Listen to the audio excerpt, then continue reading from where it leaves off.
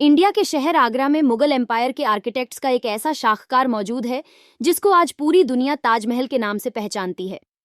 42 एकड़ पर फैला दूर से ही चमकता हुआ ये मकबरा, जहां अपने अंदर खूबसूरती के बागीचे सजाए हुए है, वहीं इसके ऊपर गम और उदासी के कई बादल अभी तक मंडला रहे हैं।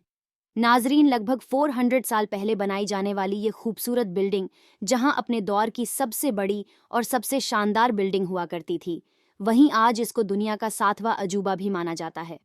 इस आलीशान स्ट्रक्चर को बनाने में 20,000 मजदूरों ने दिन रात खून पसीना बहाया, और वो भी 1 या 2 सालों तक नहीं, बल्कि पूरे 22 सालों तक।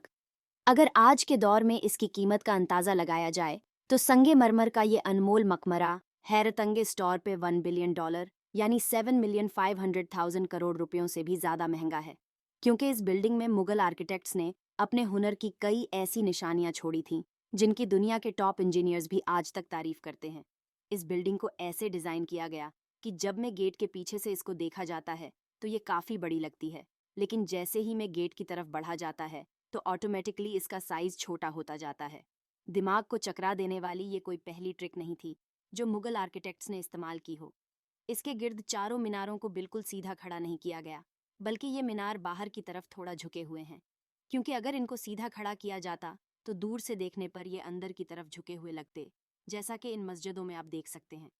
इन मीनारों को बाहर की तरफ झुकाने का एक और रीज़न भी था, और वो ये था कि खतरनाक अर्थक्वेक की सूरत में अगर ये मीनार गिरें भी तो ये बाहर की तरफ गिरकर ताजमहल पर एक आंच भी ना आने दे।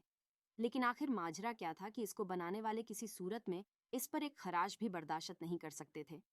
ताजमहल के वो कौन कौन से राज थे जिनको 400 साल पहले छुपाने की कोशिश की गई थी, और जब उस दौर में कंक्रीट या स्टील ही नहीं हुआ करता था तो आखिर इस आलीशान मकबरे और इस पर मौजूद 40 मीटर ऊंचे डूम को कैसे बनाया गया, ये सब और इससे भी ज्यादा आप जान सकेंगे आज की इस स्पेशल वीडियो में। नाजरीन, ये मामला स्टार्ट हुआ था सन 1607 में, जब इंडिया और पाकिस्तान के इस खित्ते में मुगल एम्पायर का होल्ड हुआ करता था। इस दिन मुगल शहंशाह का सबसे छोटा बेटा शहाबुद्दीन मोहम्मद खुरम 15 साल का चुका था, और उसी की सेलिब्रेशन के लिए आगरा फोर्ट में एक आलीशान पार्टी रखी गई थी। खुरम मुगल शहंशाह को सबसे ज्यादा अजीज था, इसी वजह से इसके हर जन्मदिन पर इसको हीरे जवाहिरात और सोने से तोला जाता था, यानी जितना वजन शहजादे खुरम का होता था उतना ही खजाना इसके नाम कर दिया जाता था। लेकिन इस जन्मदिन पर कुछ और भी खास होने वाला था। मुगल शहंशाह ने शहजादे खुरम की शादी अपने एक वकील की बेटी के साथ कर दी, जिसको मुमताज महल के नाम से जाना जाता है। मुमताज और खुरम को पहले दिन ही एक दूसरे से बेइंतहा मोहब्बत हो चुकी थी, और उस वक्त ये किसी को भी मालूम नहीं था कि इस मोहब्बत का बोलबाला हमेशा के लिए रहने वाला है। अगले 10 सालों तक शहजादे ने कई जंगें लड़ी और उनमें भरपूर कामयाबी भी हासिल की। इसी वजह से शहंशाह ने खुश होकर उनको शाहजहां के लक़ब से नवाजा, जिसका मतलब है दुनिया का बादशाह। शाहजहां की टोटल 6 बीवियां थीं जो आगरा फोर्ट के हरम में ही रहती थीं। इन 6 में से शाहजहां सबसे ज्यादा मोहब्बत मुमताज से करते थे, और यही वजह थी कि उनका ज्यादातर वक्त मुमताज महल के साथ ही गुजरता था।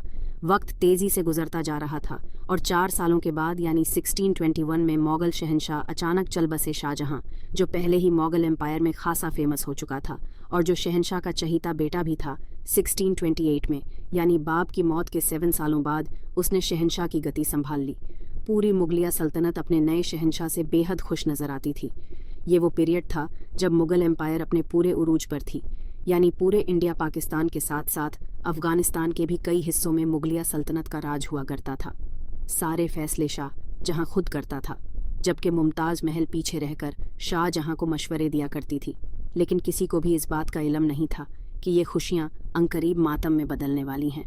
गद्दी संभाले अभी 1 ही साल गुजरा था कि एक बार फिर से मुगल एम्पायर को दुश्मनों का सामना करना पड़ा। अगले 2 साल जंग चलती रही और शाहजहां को इस जंग में भी भरपूर कामयाबी नसीब हुई। लेकिन शाह जहां अभी इस कामयाबी का जश्न मनाते कि उनको एक अफसोसनाक खबर से आगाह किया गया।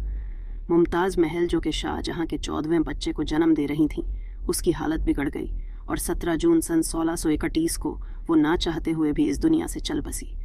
पूरी मुगलिया सल्तनत का जश्न देखते ही देखते मातम में बदल गया।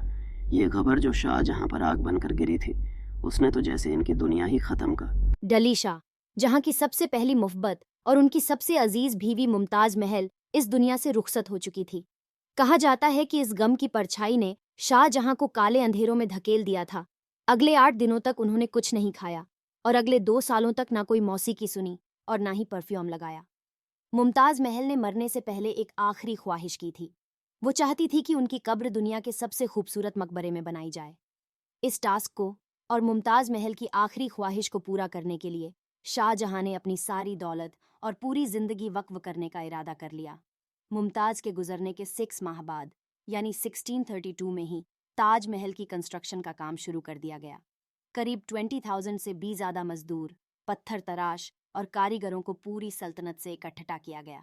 लश्करों के लश्कर शाहजहां के हुक्म पर आगरा बुलवा लिए गए थे, क्योंकि मुमताज़ की कब्र यमुना रिवर के बहराबर में मौजूद थी।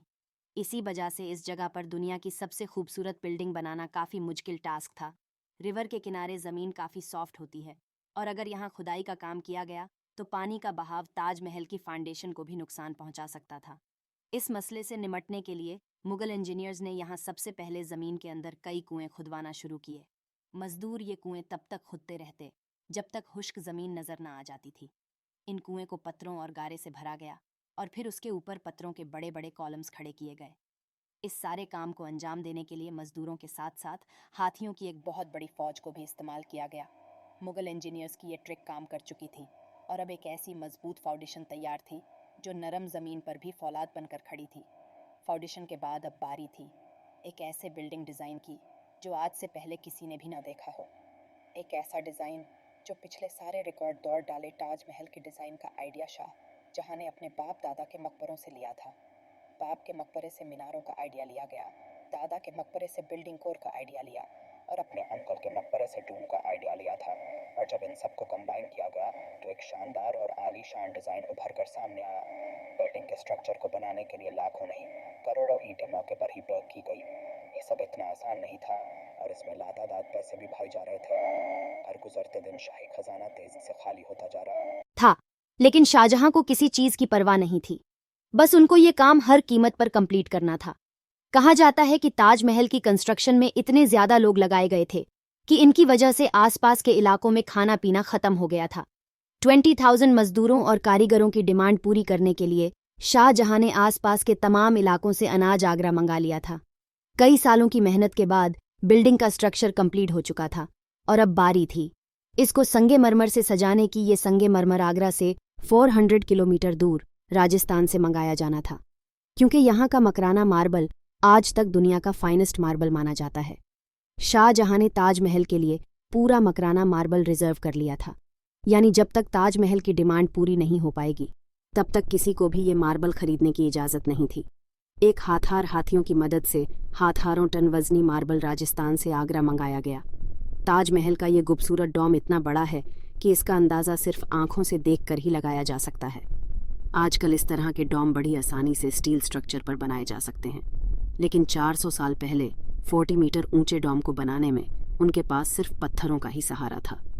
इस डोम को बनाने में मुगल इंजीनियर्स ने जो स्ट्रेस कैलकुलेशन की थी उसकी आज के इंजीनियर्स भी बहुत तारीफ करते हैं। ताजमहल की फिनिशिंग के लिए इसको पीटराडूरा या परचिनकारी से डेकोरेट किया जाना था। पीटराडूरा एक ऐसी कलकारी को कहा जाता है जिसमें कीमती पत्थर को मार्बल के अंदर तराश कर लगाया जाता है।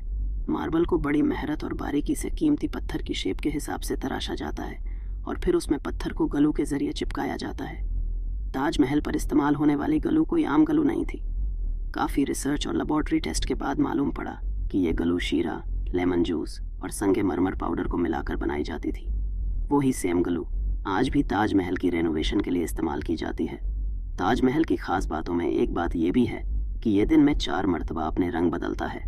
सूरज निकलने से पहले ये बिल्कुल ब्लैक शेड देता है, सूरज निकलने के बाद ये लाइट येलो और पिंक शेड देता है, जबकि दोपहर के वक्त ताजमहल की खूबसूरती का नया रूप देखने को मिलता है। नीले आसमान पर जैसे मोती चमक रहा हो और सनसेट के वक्त ये पूरी बिल्डिंग गोल्डन कलर की दिखाई देती है। पूरे 22 सालों के बाद सन 1654 में ताजमहल की कंस्ट्रक्शन का काम मुकम्मल कर लिया गया। शाहजहां अपनी बेगम की याद में दुनिया का सबसे खूबसूरत मकबरा बनाने में कामयाब हो चुका था। शाहजहां ने इस अलीशान इमारत का नाम अपनी पसंदीदा बीवी की याद में ही रखा। मुमताज़ महल से इसका नाम ताजमहल रख दिया गया। हर साल शाहजहां मुमताज़ की बरसी पर यमुना रिवर के जरिए ताजमहल पर जाया करते थे। ये ताजमहल की ऐसी एंट्रेंस थी जिसको सिर्फ शाही खानदान के लिए ही बनाया गया था। इस एंट्रेंस की दीवारों पर दिलकश नक्काशी का काम किया गया था, जो शायद सिर्फ शाही आंखों के देखने के लिए ही किया गया था। शाहजहां का ये महंगा तरीन प्रोजेक्ट कंप्लीट तो हो चुका था, लेकिन इसने मुगलिया सल्तनत को तबाही के किनारे पर ला खड़ा किया। 4 सालों के बाद यानी 1658 में शाहजहां और मुमताज़ के अपने ही बेटे ने शाही तख्त उलट दिया और खुद मुगल एम्पायर का शहंशाह बन गया। शाहजहां जो पिछले 30 सालों से इस तख्त पर राज कर रहे थे, उसको कैदी बनाकर आगरा फोर्ट में ही बंद कर दिया गया। सिर्फ एक फैसिलिटी ऐसी थी जो शाहजहां को दी गई, और वो ये थी कि जिस कमरे में उसको बंद किया गया था, उसकी खिड़की से वो ताजमहल को देख सकते थे। 8 साल कैद में रहने के बाद 74 ईयर्स की एज में शाहजहां भी इस दुनिया को अलविदा कर गए। शाहजहां का अब मुमताज़ से दोबारा मिलने का वक्त आ चुका था और उनको ताजमहल में ही दफन कर दिया गया। उम्मीद है जम टीवी की ये वीडियो भी आप लोग भरपूर लाइक और शेयर करेंगे। आप लोगों के प्यार भरे कमेंट्स का बेहद शुक्रिया। मिलते हैं अगली शानदार वीडियो में। आपको ये बात